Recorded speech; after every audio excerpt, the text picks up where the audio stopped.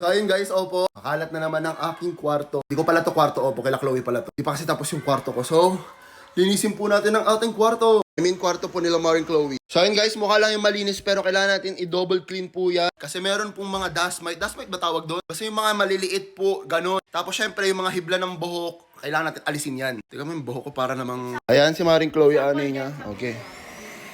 Ayan, o diba? So ayan yung mga unan, pwede yan, malinis, gamit yan, opo. See? Diba? Lahat ng mga dumi-dumi, tanggal.